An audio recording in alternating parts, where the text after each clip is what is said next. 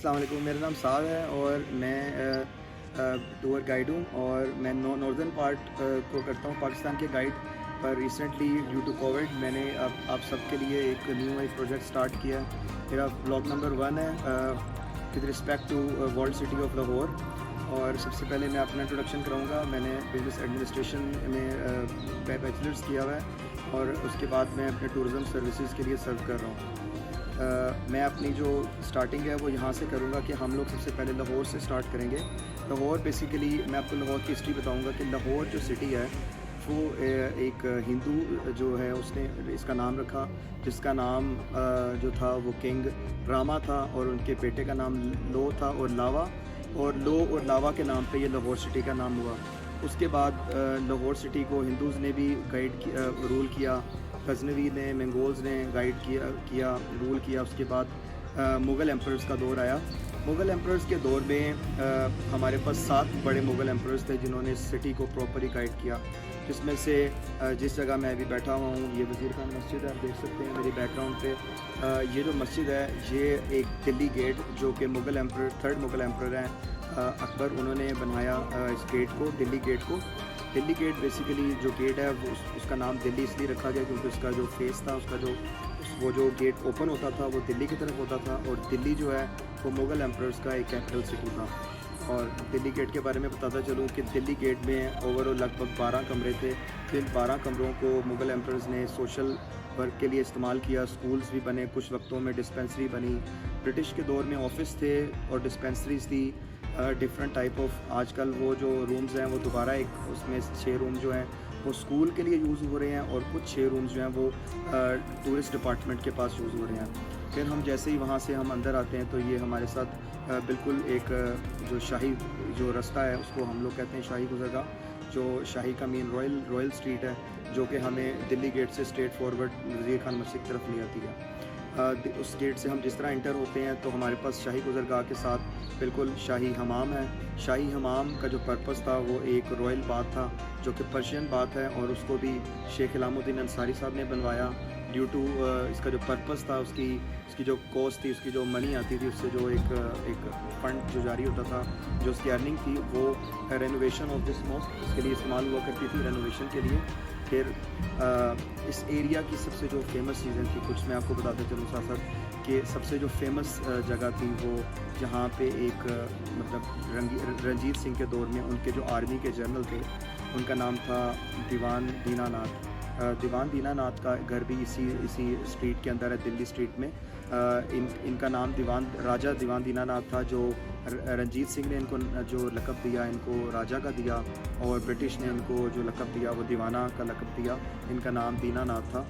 और इन्हीं के तअस्सुर से एक हम जिस तरह ही हम इनके घर के बिल्कुल सामने गेट है जो कि वज़ीर खान मस्जिद के मेन कोर्ट यार्ड में दाखिल होते हैं हम लोग, उस गेट को जिस तरह ही पास करते हैं। इस गेट को चिट्टा गेट कहा करते हैं। चिट्टा गेट बेसिकली इसका नाम जो चिट्टा गेट था इसके नाम से ही पता चलता है कि ब्रिटिश ने और मुग़ल एम्परर्स ने उन दिनों में इसलिए चिट्टा गेट रखा क्योंकि जो इसका रंग था, जो इसकी एक मटेरियल था, इस पर जो प्लास्टर हुआ था वो वाइट कलर था, सफ़ेद रंग था, तो इसका नाम चिट्टा गेट रख दिया। चिट्टा गेट से जैसे ही हम इंटर होते हैं तो ये वज़ीर खान मस्जिद के 4 गेट थे।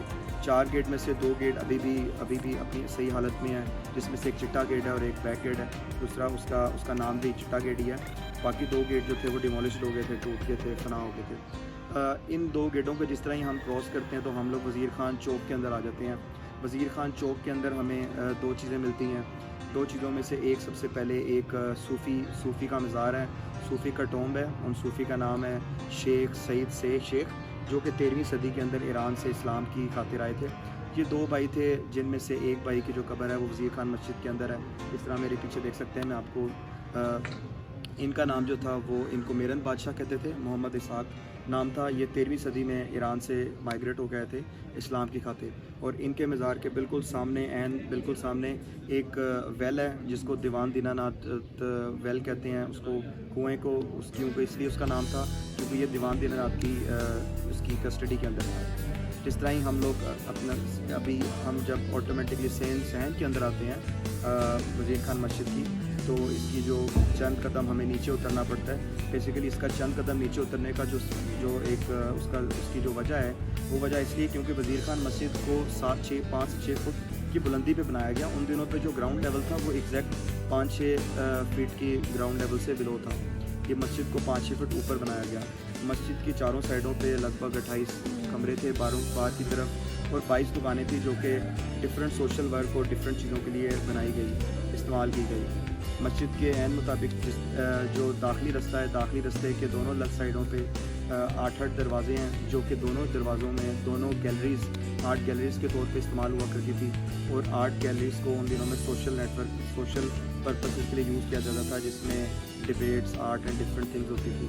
आजकल उनमें से 8 कमरे जो हैं वो महकमा औकाफ के पास हैं, और बाकी जो दूसरी साइड के 8 कमरे हैं वो आगा खान ट्रस्ट के पास हैं। बाकी का जो टूर है वो मैं आपको वर्चुअली लेकर चलूँगा आपको इस मस्जिद के अंदर की साइड पे। मैं बताता चलूँ कि इस मस्जिद की जो हिस्ट्री है, उसकी हिस्ट्री इस तरह है कि ये शेख अलामुद्दीन अंसारी साहब एक हकीम हैं, उनके नाम पे ये मस्जिद बनाई गई। और वो शाहजहां के कोर्ट के अंदर सीनियर डॉक्टर थे, जो कि शाहजहां के बेटे खुरम के डॉक्टर थे, उनके मुआवजा करते थे। और शाहजहां के जो बेटे थे खुरम, वो इनसे इंस्पायर हुए, उन्होंने इनको लक़ब दिया वज़ीर खान का। और ये गवर्नर ऑफ पंजाब भी थे, गवर्नर ऑफ लाहौर भी थे उन दिनों में, और इनको इस मस्जिद के लिए इनको फ़ंड दिया और इनको डेडिकेट किया। तो ये मस्जिद 1634 में 1634 हिजरी में स्टार्ट हुई और 1641 में 1641 में कंप्लीट हुई। लगभग 7 साल के अरसे के अंदर ये कंप्लीट हुई।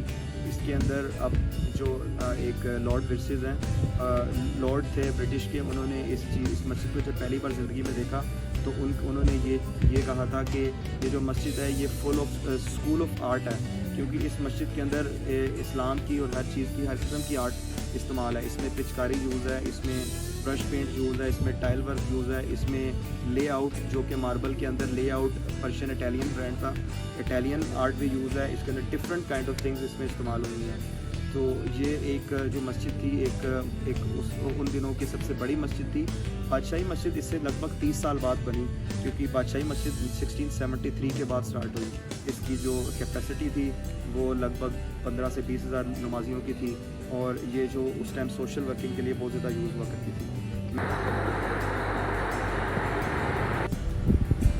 अब हम अपना टूर स्टार्ट करेंगे। फाइनली मस्जिद के हम बिल्कुल मेन सहन के अंदर खड़े हुए हैं इस वक्त, और मस्जिद की जो खूबसूरती है उनको दुबाला किया हुआ है इन 5 गुम्बदें और 4 मीनारों ने।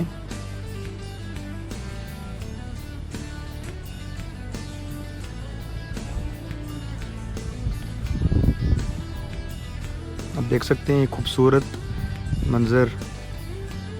इस मीनार की जो हाइट है लगभग 107 फीट की हाइट है। ये वज़ू खाना हुआ करता था।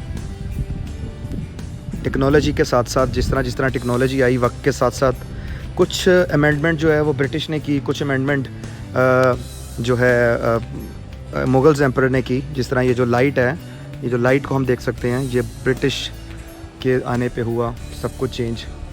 टाइल वर्क भी वक्त के साथ साथ हुआ। पहले मिट्टी का काम था, बाद में टाइल वर्क हुआ। पर ये जो आर्ट है, ये आर्ट लगभग 400 साल पुरानी है। इसकी अभी तक जो लाइफ है वो वही वाली है, प्रेजेंट लाइफ जो पुरानी। ये मेरन बादशाह हज़रत सईद मोहम्मद इसाक का मज़ार है, जो कि मस्जिद के बिल्कुल ऐन सहन के बीचों बीच है, जो लगभग मस्जिद से 5 फुट नीचे है ज़मीन की सतह पे।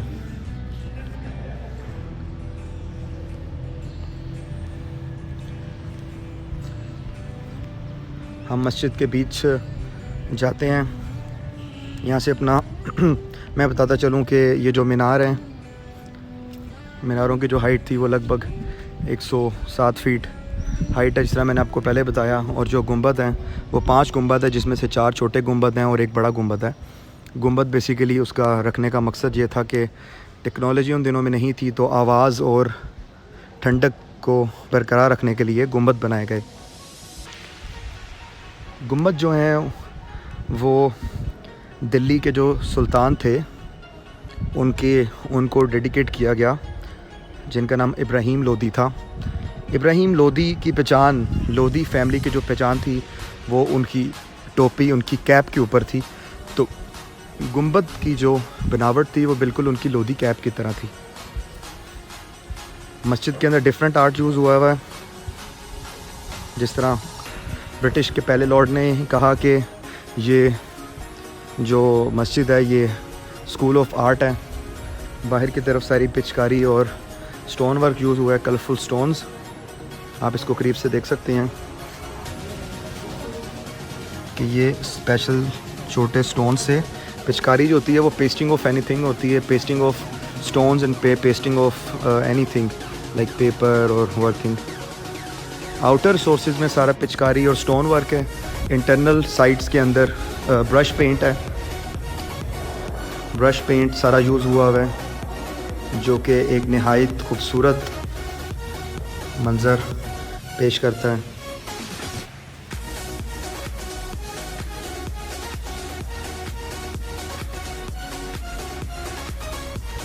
मेहराब में 3D वर्क है सारा। यहाँ पे अरेबिक इंटरनल पार्ट में अरेबिक लिखी हुई है सब, और कुछ एरिया में पर्शियन लैंग्वेज है। 3D आर्ट का भी अच्छा यूज़ है। गुंबद को आप देख सकते हैं कि गुंबद जो है उसके ऊपर नेचर की चीज़ें हैं, फूल बूटे और कुछ कुरानी वर्सेस। ये फूल बूटों का जो कॉन्सेप्ट हुआ करता था पुराने ज़माने में, ये इसलिए हुआ करता था क्योंकि ये पैराडाइस से, जन्नत से तशबीह देता है और उसका कॉन्सेप्ट पेश करता है। और ये जो आर्ट है सारी, इसमें ज़्यादातर आर्ट जो है वो कश्मीरी आर्टिस्ट हाजी मोहम्मद यूसुफ साहब ने लिखी। मस्जिद की दरगाह,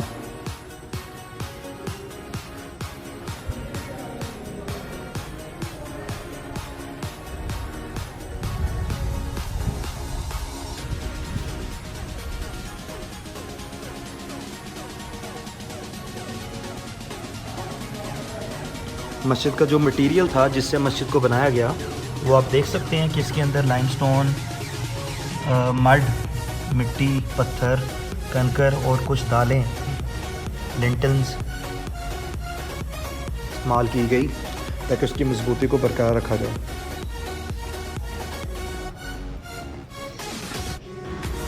इस मस्जिद को लगभग 380 साल हो चुके हैं, लेकिन इस मस्जिद की जो रेनोवेशन है, जो इसकी हर चीज़ को सेटल करते हैं, जो इसके ऊपर फ़ंड कर रहे हैं, वो आगा खान ट्रस्ट हैं। 2010 से लेकर 2016 तक आगा खान ट्रस्ट जो एक ऑर्गेनाइजेशन बनी, उस फाउंडेशन ने इस मस्जिद में सारा फ़ंड किया और इस मस्जिद की रेनोवेशन की और इस मस्जिद को एक प्रॉपर हमारे तक पहुँचाने के लिए एक अहम किरदार दिया।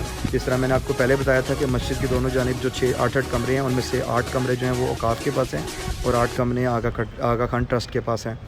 और ये जो आगा खान ट्रस्ट के अंडर जो जिन कंट्रीज़ ने हमें फ़ंड किया, जिन कंट्रीज़ ने हमें सपोर्ट किया, वो नॉर्वे, जर्मनी और यूएस थे, जिन्होंने हमें बहुत अच्छे से सपोर्ट किया। इसके साथ साथ मैं आपको बताता चलूँ कि हम लोग जो ये मस्जिद है, ये बादशाही मस्जिद से तकरीबन 30 साल पहले, लगभग बादशाही मस्जिद जो है वो 1672 में 1672 में स्टार्ट हुई, जबकि ये जो मस्जिद थी ये 741 में कंप्लीट हो चुकी थी। फाइनली वज़ीर खान मस्जिद का जो टूर है वो मेरा अख्ताम होता है। इस पॉइंट पे हम लोग इस टाइम मस्जिद के बिल्कुल सहन में बैठे हुए हैं। मैं आपको कुछ चीज़ें बताता चलूँ कि मस्जिद के बिल्कुल चारों साइड पे खाने के भरपूर इंतज़ामात जो हैं आपसे अब तो हैं, पहले ज़माने में नहीं थे लेकिन अब हैं। यहाँ पे सबसे मशहूर मीठी चीज़ में खलीफा कताई है, क्योंकि बिल्कुल मस्जिद की बैक साइड पे एक गली में जाके खलीफा जो है मोहल्ला खलीफा में आपको मिलेगी खलीफा कताई। इसके साथ साथ पीछे सुनहरी मस्जिद है, जो कि वो भी बहुत भरपूर जो मालूमात और तारीखी मस्जिद है। और अगर हमें इस रास्ते में आना हो तो हम लोग इसको बेसिकली दिल्ली गेट से जो इसका मुतारफ़ कराएंगे, और दिल्ली गेट की तरफ अगर हम आएँ तो दिल्ली गेट से लगभग 800 मीटर के फासले पर वज़ीर खान मस्जिद हमें मिलेगी। अगर मेरी सर्विसेज आपको वर्चुअल टूर में या फिज़िकल टूर में आपको चाहिए और किसी भी वर्ल्ड सिटी के पॉइंट में या एनी पार्ट ऑफ पाकिस्तान, आप मुझे कांटेक्ट कर सकते हैं। मेरे चैनल को सब्सक्राइब करें, शेयर करें, लाइक करें और अपने पाकिस्तानी होने का सबूत दें और प्रॉपर इस पाकिस्तान को सबके सामने प्रेजेंट करें और अपने हसासे और अपनी जो हमारे पास एक सकाफती मालूमात हैं उनको आगे शेयर करें। Thank you so much from my side and Jazakallah, Allah Hafiz, Pakistan, Zindabad.